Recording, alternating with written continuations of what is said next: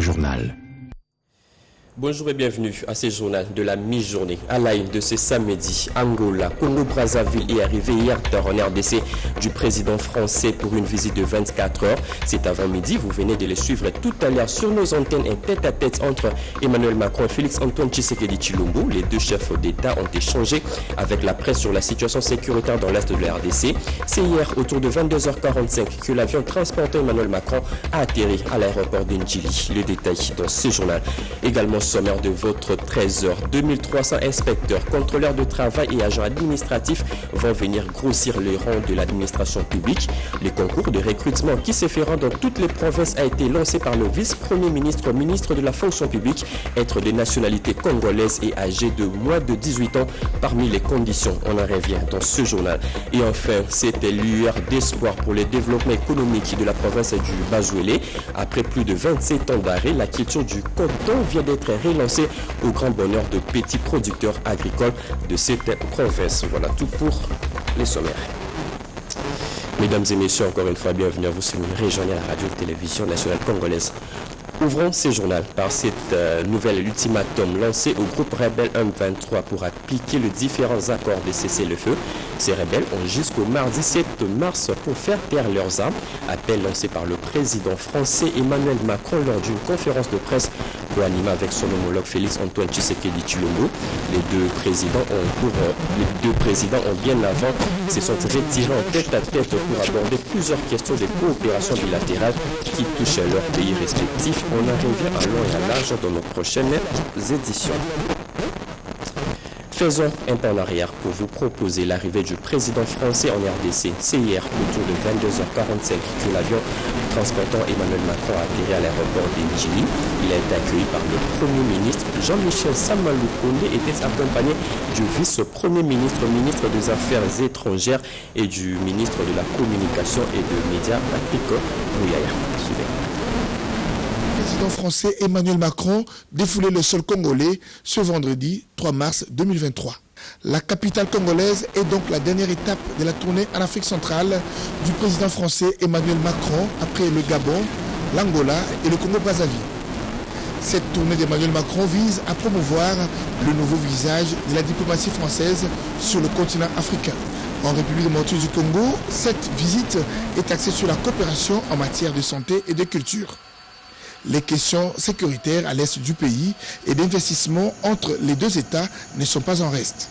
Accompagné d'une forte délégation, le président français est descendu à 22h55 de l'avion présidentiel. Il a été accueilli à l'aéroport international d'Ndjili par Jean-Michel Samaloukonde, Premier ministre, chef du gouvernement, qui accompagnait un comité d'accueil restreint. Après les honneurs complets, un accueil couronné d'un décor lumineux sur le ciel de Kinshasa qui marque ainsi le renforcement de la collaboration bilatérale France-RDC. Après quelques instants au salon présidentiel de l'aéroport international d'Ndjili, le président français qui accompagnait le Premier ministre a pris son cortège qui s'est ébranlé sur le boulevard Lumumba. Direction la résidence de France, lieu d'hébergement pour les 48 heures que passera le président Emmanuel Macron en République démocratique du Congo. Quelle est la superficie de la France? Quels sont ses pays voisins? Combien de départements compte-t-elle et comment elle fonctionne? Des réponses à trouver dans cette carte postale faite par notre concert Louisette Tsakala. Regardez.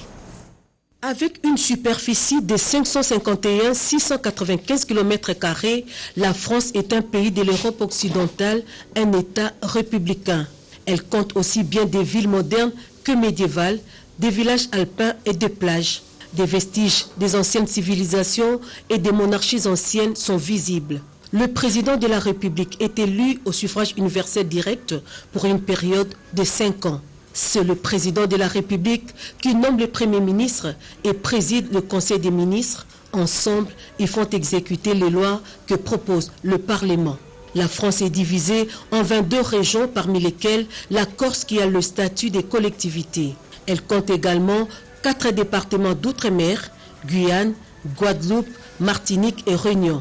À cela s'ajoutent 3 territoires d'outre-mer, la Polynésie française, les terres australes et antarctiques, et Wallis et Futuna qui forment les départements d'outre-mer et territoires d'outre-mer ainsi que 2 collectivités territoriales, Mayotte et Saint-Pierre-et-Miquelon et la Nouvelle-Calédonie. Chaque région regroupe plusieurs départements et chaque département est divisé en communes administrées par un maire élu pour 6 ans. La République française est limitée au sud par l'Espagne, au sud-est par l'Italie, à l'est par la Suisse, l'Allemagne et le Luxembourg et au nord par la Belgique. Les mers qui la bordent sont la Manche au nord, l'océan Atlantique à l'ouest et la Méditerranée au sud-est. La Marseillaise est son hymne national. Il a été écrit par Claude-Joseph Roger Delisle et fut adopté par le bataillon des Marseillais appelé Paris lors de l'insurrection du 10 août 1792. Il devient officiel en 1879.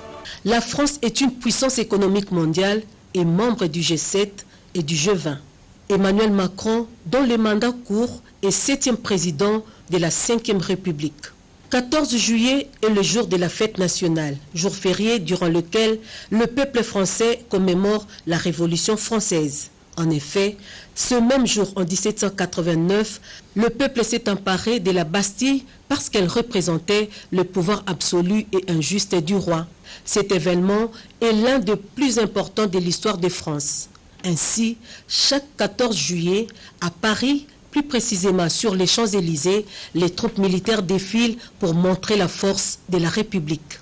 Paris est la capitale de la France, une grande ville européenne et un centre mondial de l'art, de la mode, de la gastronomie et de la culture. Outre les monuments comme la Tour Eiffel et la cathédrale gothique Notre-Dame du XIIe siècle, la ville est réputée pour ses cafés, ses vins et ses boutiques de luxe bordant la rue du Faubourg Saint-Honoré. Liberté, égalité, fraternité est la devise de la France. Autre chose à présent, le président de la RDC a participé à Genève, en Suisse, à la 52e session du Conseil des droits de l'homme des Nations Unies. Sur place, Félix Antoine Tshisekedi a haussé la voix pour dénoncer l'insécurité dans la partie est de son pays qui freine aujourd'hui la promotion des droits de l'homme. Il a fait part hier au Conseil des ministres le pourquoi de sa participation. Suivez un extrait de ce 87e Conseil des ministres avec le porte-parole du gouvernement. On écoute Patrick Mouyaï. Compte rendu de la 89e réunion du Conseil des ministres. Le président de la République, chef de l'État, Félix Antoine Tshisekedi Tshilombo, a présidé ce vendredi 3 mars 2023 par visioconférence la 89e réunion du Conseil des ministres. 5 points étaient inscrits à l'ordre du jour, à savoir 1. Communication du président de la République, chef de l'État. 2. Point d'information. 3. Approbation d'un relevé des décisions du Conseil des ministres. 4. Examen et adoption des dossiers. 5. Examen et adoption de textes. La communication du président de la République a porté sur 4 points principaux, à savoir 1. De la participation au segment de haut niveau de la 52e session du Conseil des droits de l'homme de l'Organisation des Nations Unies. Après Bujumbura et Addis Abeba, le président de la République a une nouvelle fois porté la voix de la République démocratique du Congo le 27 février dernier à l'Office des Nations Unies à Genève pour le compte du segment de haut niveau de la 52e session du Conseil des droits de l'homme des Nations Unies. Il a entretenu durant ses assises le Conseil des droits de l'homme ainsi que les États membres des Nations Unies sur la situation des droits de l'homme en République démocratique du Congo, les avancées y enregistrées depuis son investiture, les réformes structurelles, mais aussi et surtout la situation humanitaire alarmante qui prévaut actuellement à l'est du pays et les violations des droits de l'homme y répertoriées consécutivement à l'agression de notre territoire national par le Rwanda sous les couverts du groupe terroriste d'UDM 23. À travers son plaidoyer, il a interpellé cette haute instance des Nations Unies sur les conséquences de la guerre et de l'insécurité sur les efforts produits par le gouvernement dans la protection et la promotion des droits de l'homme, dont le résultat se retrouve sévèrement affecté par les situations de rupture de paix telles que vécues actuellement dans cette partie du pays. Processus électoral en République démocratique du Congo, la mission d'information et d'évaluation préélectorale de la communauté économique des États d'Afrique centrale veut prêter main forte à la commission électorale nationale indépendante, veut exprimer par le membre de cette commission, président de la centrale électorale Denis Kadima, au cours d'une audience lui a accordé. C'était aux installations de la CENI. C'est un reportage signé Teti Samba et Geresto Funge.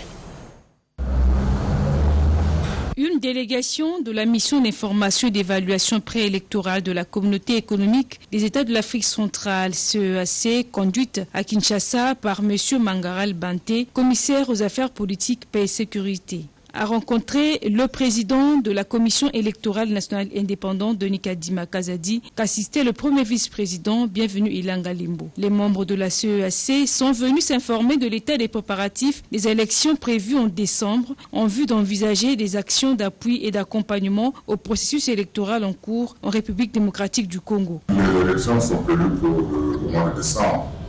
Donc, dès que le mois de décembre va approcher, nous allons reprendre la tâche encore avec la commission pour voir quelle est la bonne date pour être sur le terrain ici, avec un nombre suffisant d'observateurs pour couvrir l'événement. C'est ça à court terme, parce que nous n'avons pas la possibilité de faire un déploiement à long terme. Ce serait vraiment idéal, mais dans l'immédiat, nous ne faisons que du court terme. Notons que cette mission est conforme au mandat octroyé par la conférence des chefs d'État et le gouvernement de la CEAC dans sa déclaration du 7 juin 2005 à Brazzaville relative à l'appui aux États membres engagés dans des processus électoraux. L'RDC et les Burundi veulent visiter leur partenariat militaire dans le cadre de la grande commission mixte en matière de sécurité et de défense. Les travaux de la première réunion de cette grande commission s'ouvrent aujourd'hui à Bujumbura. Le vice-premier ministre de l'Intérieur de l'RDC est déjà sur place pour lancer ses assises. Notre envoyé spécial José Baïtuambo pour plus de précisions. Au pied de l'avion à l'aéroport international Melchior Ndadaye de Bujumbura, c'est l'ambassadeur de la République démocratique du Congo accrédité au Burundi et quelques officiels congolais et burundais qui accueillent le vice-premier ministre de l'Intérieur et Sécurité. Daniel Aselokito Wakoy est arrivé dans la capitale économique du Burundi pour présider le travaux de la réunion de la grande commission RDC Burundi en matière de défense et sécurité, une première du genre qui s'ouvre ce samedi 4 mars 2023 dans le cadre de la communauté économique des États de l'Afrique centrale, CEAC. Aux travaux de la grande commission défense et sécurité entre le Congo, RDC et le Burundi.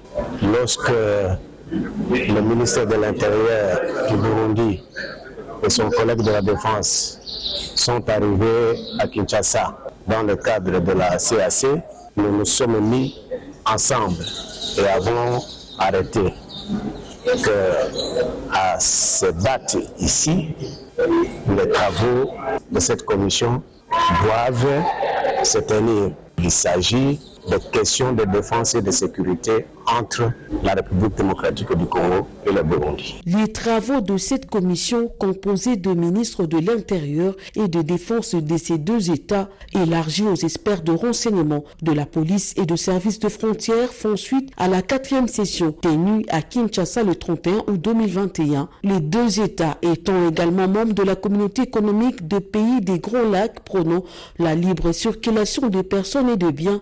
Cette réunion des hauts niveaux tablera entre autres sur la coopération transfrontalière et celle en matière d'immigration qui soutient le projet intégrateur. Une mise en place des instances de la grande commission mixte défense et sécurité entre la RDC et le Burundi. Notamment, l'installation d'un bureau est attendue à l'issue de travaux. Plusieurs projets d'accord en matière de défense et sécurité entre le gouvernement de la RDC et de la République du Burundi seront également soumis au gouvernement des deux pays.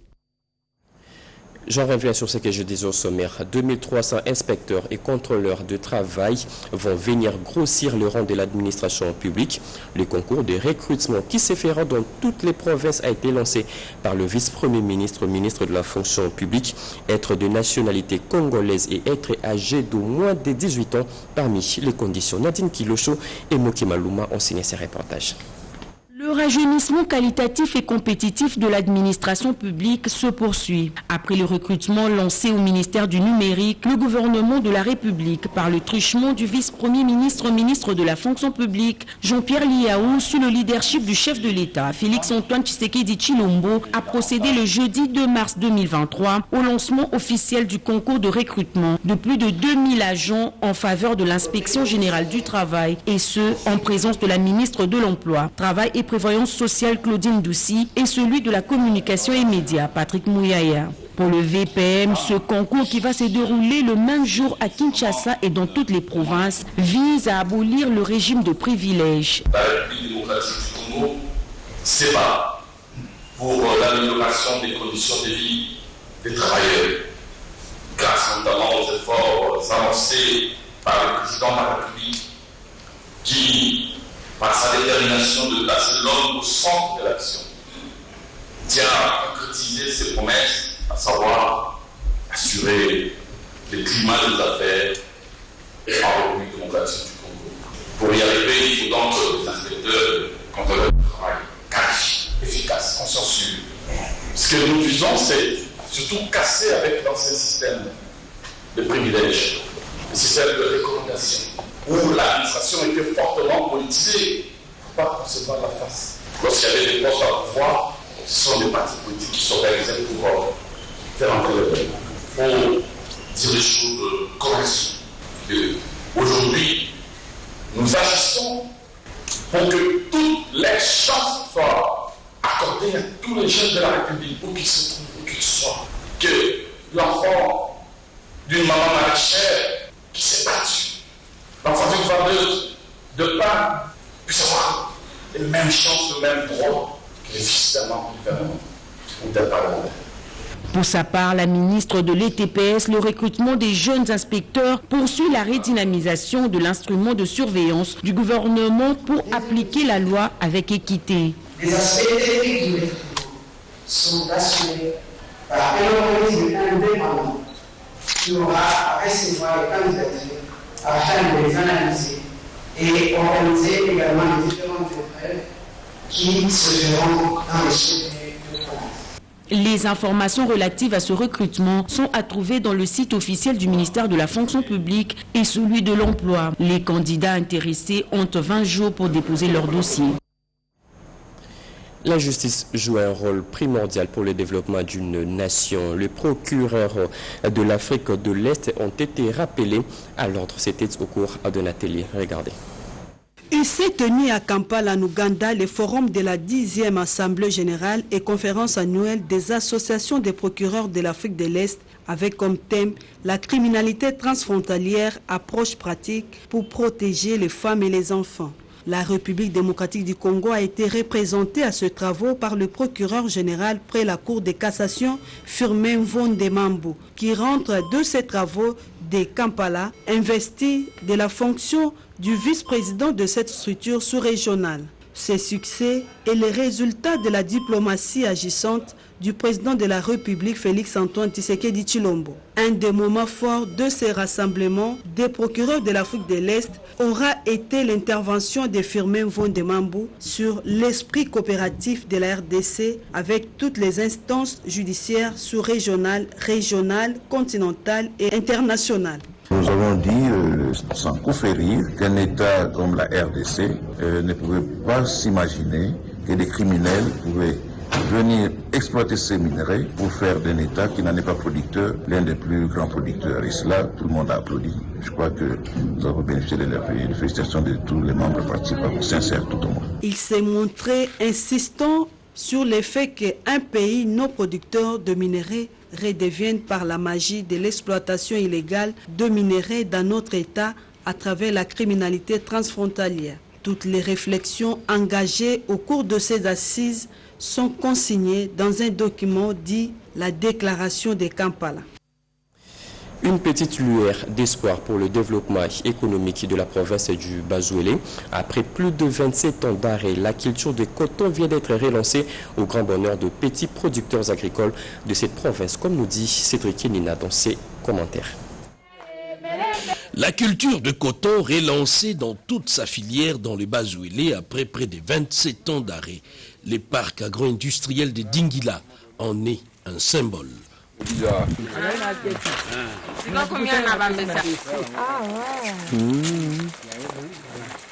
Au grand bonheur des petits producteurs qui ont accueilli avec joie Fulbert et ses associés. Ce qui donnera un nouveau souffle à l'économie locale du Bazuélé.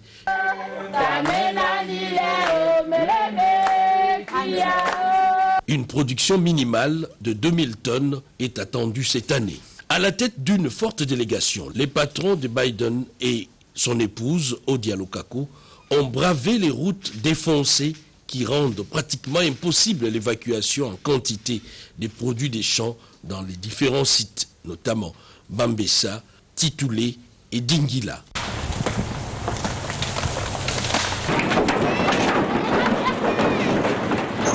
Justement, à Dingila, un dialogue direct a été noué avec les autochtones et certaines autorités locales sur la mise en place des stratégies pour la relance industrielle du coton, l'évier économique du Bazuélé.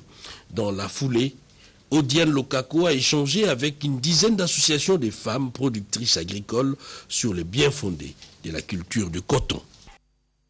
Les valeurs culturelles congolaises longuement racontées et étalées dans un livre qui vient de faire son apparition, Le parfum du savoir. Ce livre de Stéphanie Boualé a été porté sur fond baptismaux à Wallonie-Bruxelles, comme nous dit Jean-Pierre Ndolo-Demazo.